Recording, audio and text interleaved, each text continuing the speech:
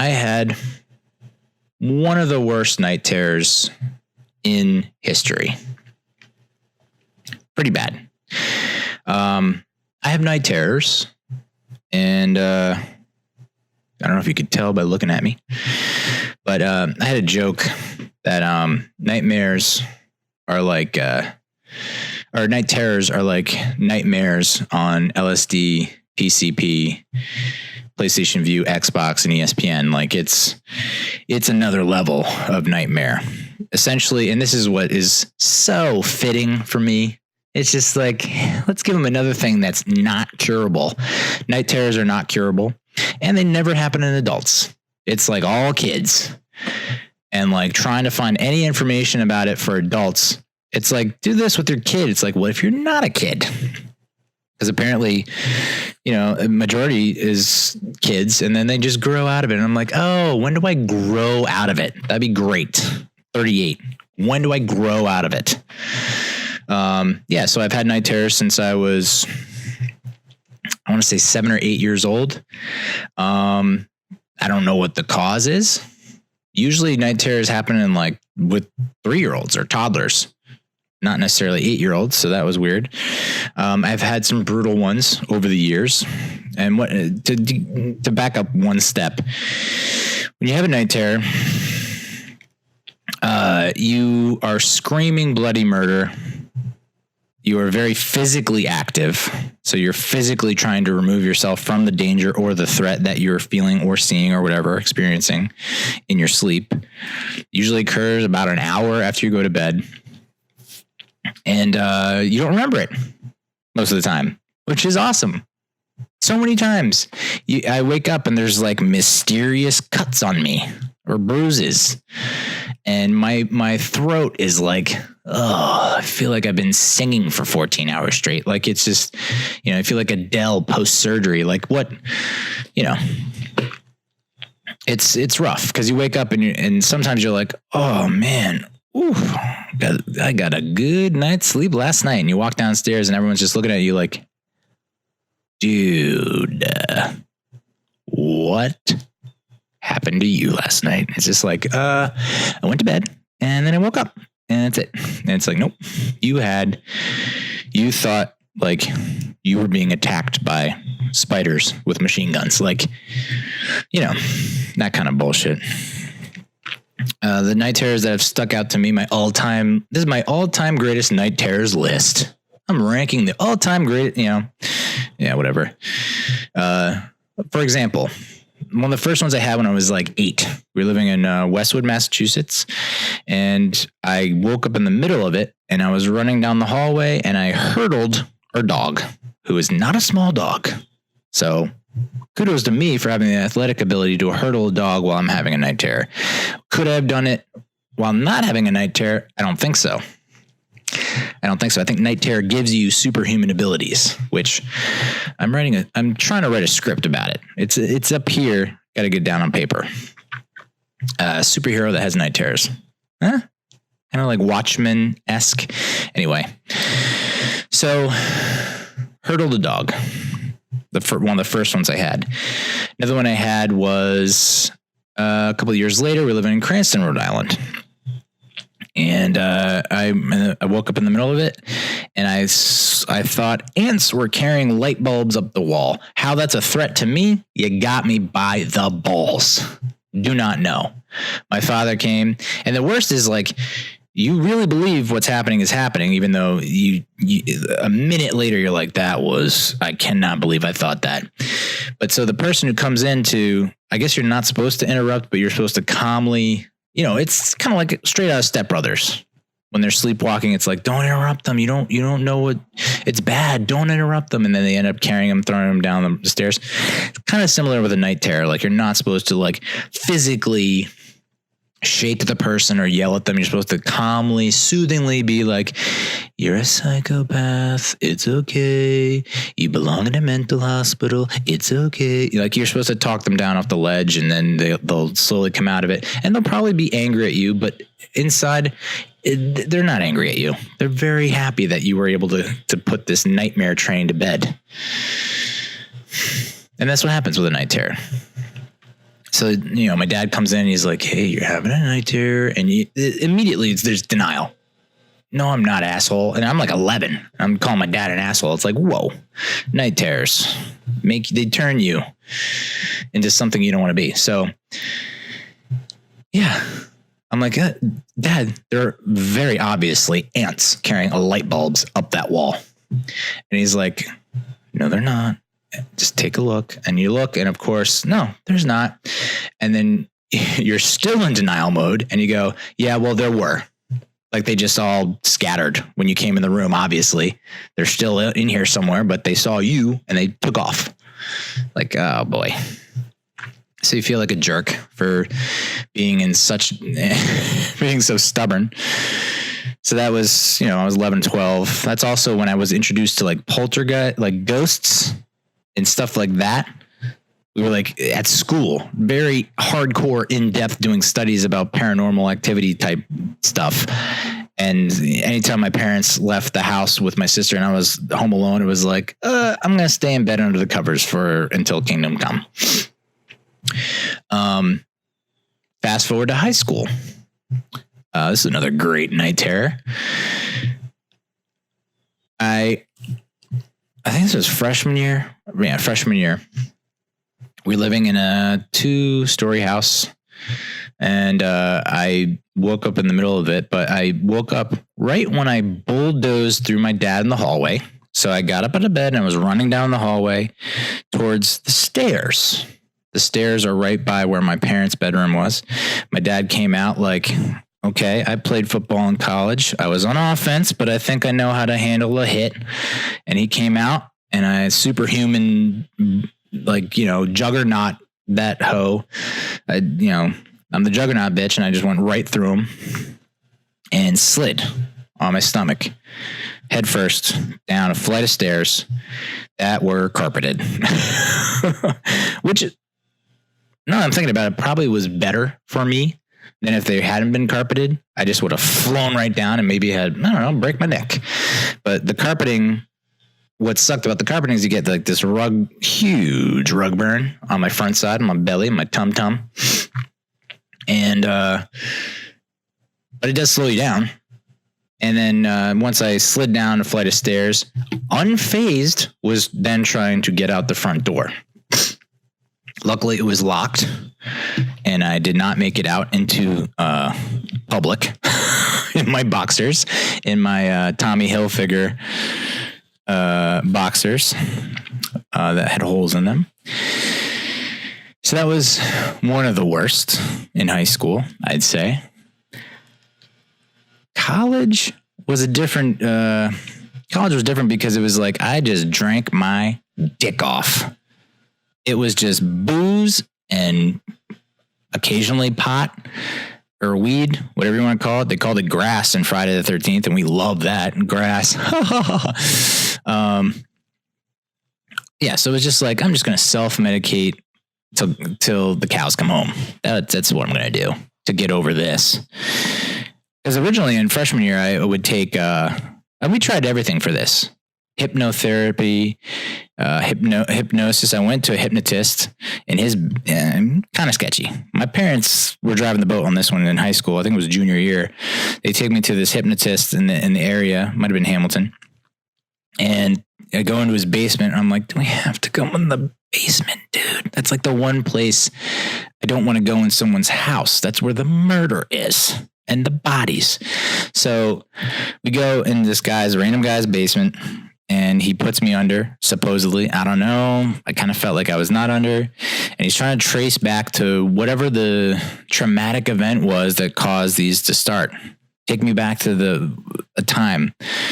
And I vaguely remember telling him like, hey, when I was, riding my bike home from school in 3rd grade in Westwood, when I was 8, I got stopped by a bunch of bullies who wanted to steal my bike, and I stood up to them. So it's like, I guess it's traumatic. It's my first bullying experience of that nature, where I'm being physically intimidated. Ironically enough, the guy who's bullying me, who was bigger than me, was about to beat me into oblivion, turned out to be my running back on the Pop Warner team. I was the quarterback. He was the running back. Awkward. Anyway.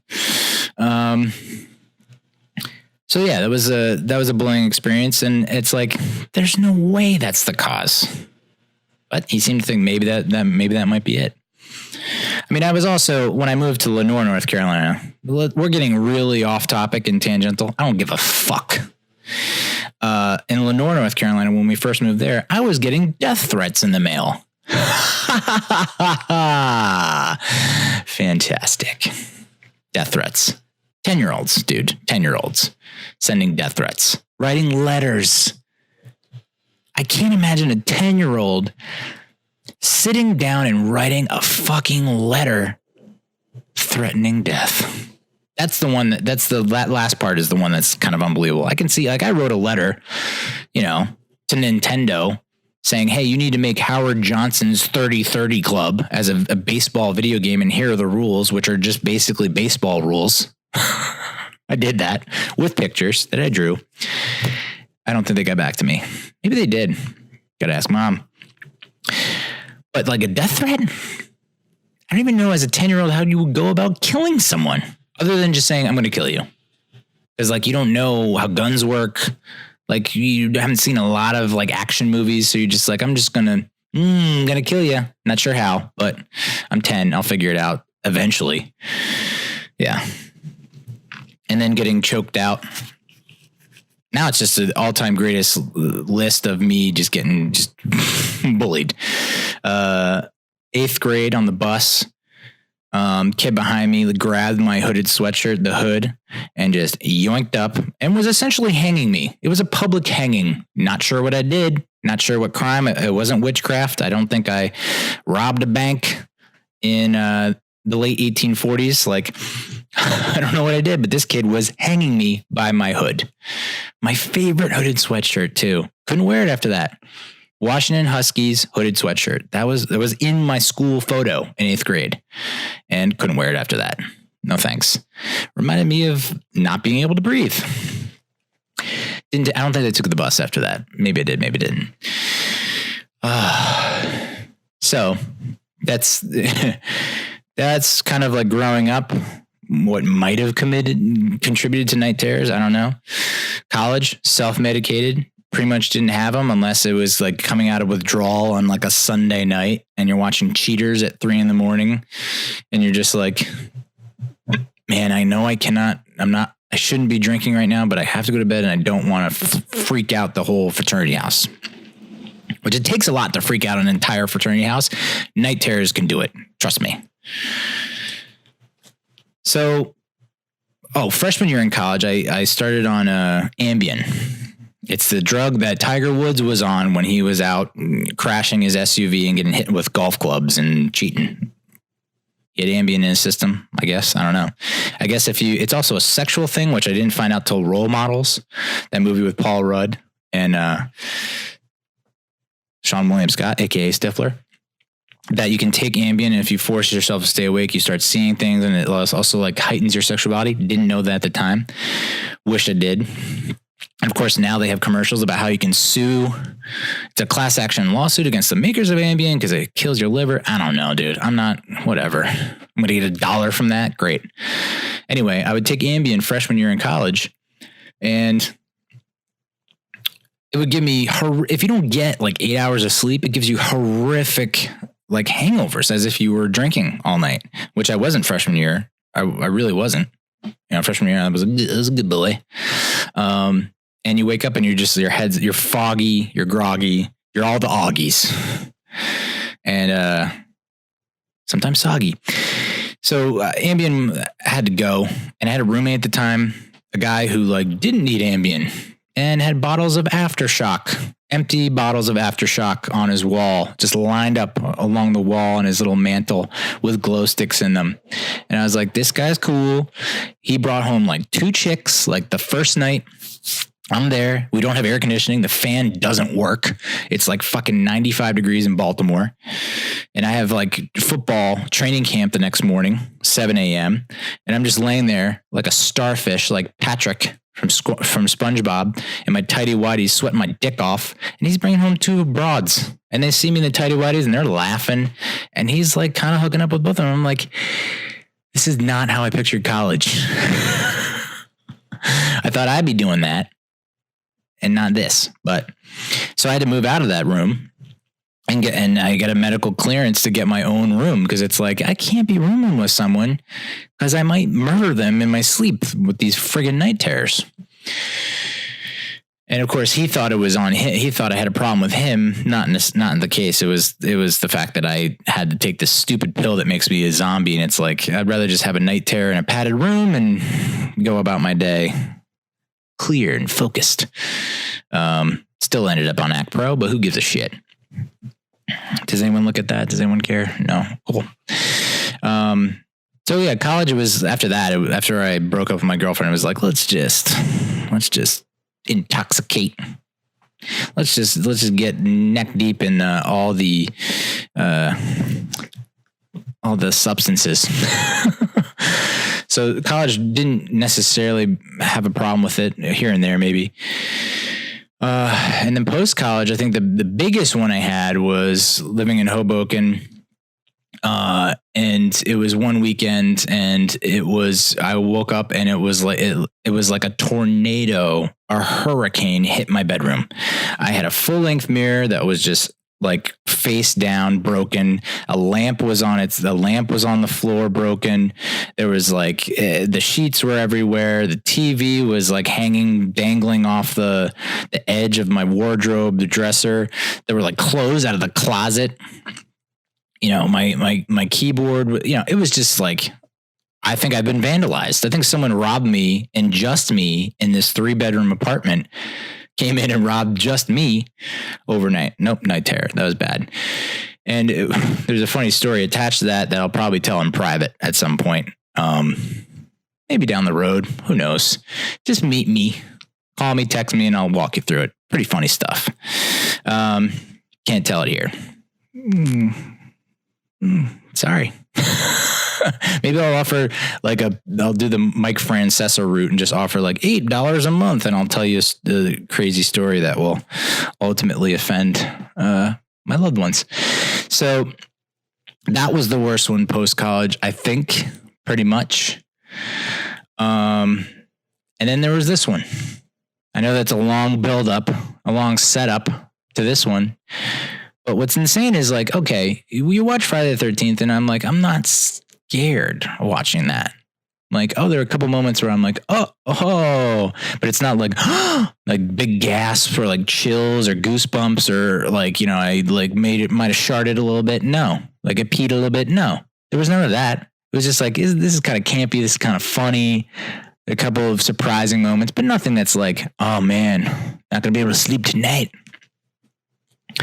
And we actually, you know, because my wife's friend was over. So it's like, well, you guys have control of the TV. You can watch whatever you want. I'm just going to hang here. I might check it out. I might just be on Twitter. I'm going to watch the Mets game on the iPad, whatever. You can pick whatever you want. And they picked Colette. It's like an indie film about a female who's a ghostwriter. She's a wife to a guy who's like a writer, but she ends up ghostwriting for him. And it's like, it's a very kind of like not scary movie. And then of course I have one of the worst night terrors ever. That night after watching Colette and Friday the 13th. Now granted, stress plays a factor, and it's been very stressful over the past 2 weeks because we had the birthday party we had to plan for and get ready for while I'm doing job interviews in a city where I'm commuting. I'm dressing up, I'm preparing, I'm doing tests. So yeah, there's a lot of stress going on. So I get that. We also ran out of CBD oil. Here's my plug for CBD oil. I've tried, and I know I already sound like a fucking infomercial. I've tried everything. Like literally the Ambien, that's one thing I tried melatonin. That made me severely depressed, which is weird because it's not supposed to. St. John's wort.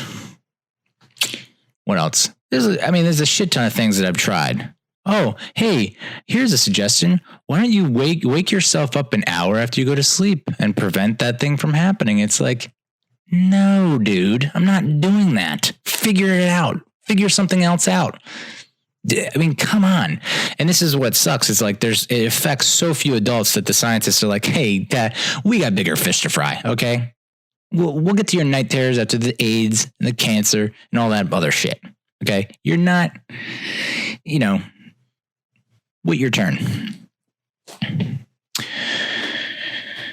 So yeah, there's no cure for it, for night terrors. And I've been taking CBD oil, and the CBD oil appears to work. I don't know. It just seems to work.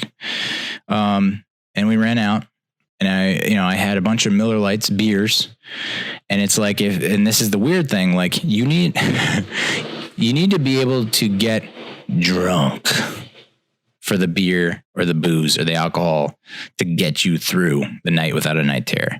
You can't just be like, hey, I'm kind of buzzed. Nope, not going to work. That actually might induce the night terror even worse. I think that's what happened here. Is like I had a few beers, wasn't drunk, went to bed, and woke up with my heart racing. I'm talking like, 150 beats per minute? 250 beats per minute. This thing was like when at the end of I Am Legend, when like he's dialing up and dialing back the zombies, I guess, whatever the hell they are, at the heart rate. And it's like, if it gets above a certain thing, like I was an I Am Legend zombie at that point. Like my heart is going way too fast for the human body, and I'm breathing heavy and panting, and I'm holding, in one hand, I'm holding a pillow, and the other hand, I'm holding a neck pillow, because I like to sometimes wear the neck pillow when I'm watching TV, but I'm holding it like a weapon, like it's a boomerang of death. No, it's a pillow.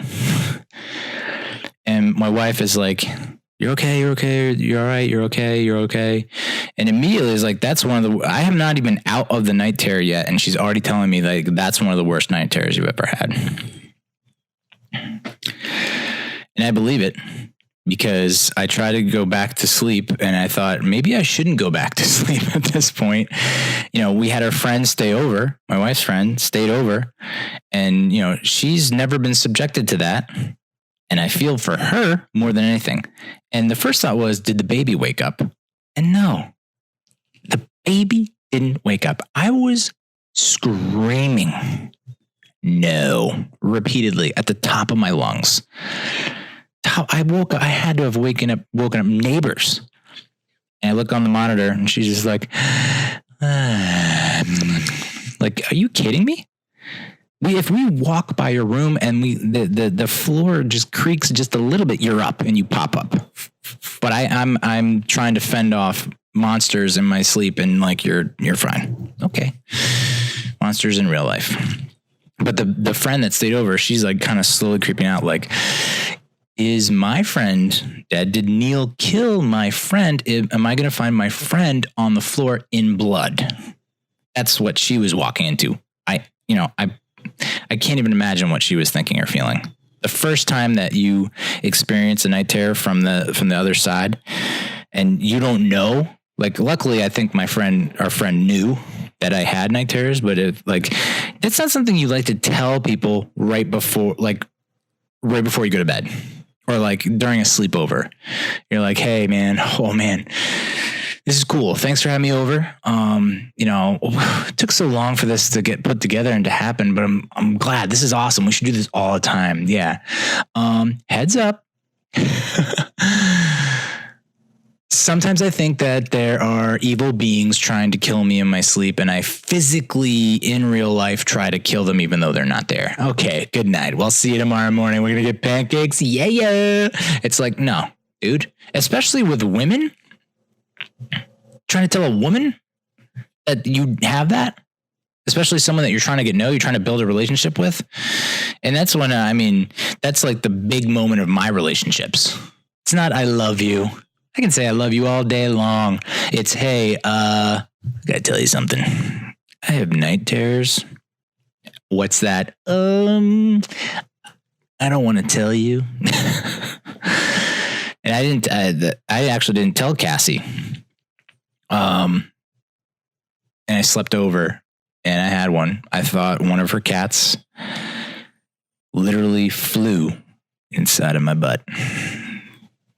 Yep. That was the night terror, I guess. And then I explained to her and she was okay with it. And I was like, yeah, I got to marry her now. Now I got to throw a ring on it. If you're cool with me thinking that your cat flew up my butt and then I got so scared I started screaming and standing in bed and you were okay with it, then yeah, we got to lock this up. Of course, part of me should have also been like, why are you so cool with it? What has happened to you in your life? But yeah, so this one, so you don't normally remember them. I remember bits and snippets, and it's like pointless trying to explain it to anyone. You know, the why ants carrying light bulbs up a wall is a threat. But this one, okay, and this goes back to my last episode because I remember this is what I remember from this night terror. Laying in bed, and I'm thinking that there are people in the room. Maybe not people, maybe evil doers, you know, demons or whatever. And I'm saying to myself, if they replace us, it was almost like Invasion of the Body Snatchers. Like, they're going to replace us. We can't let them replace us because then what happens to us?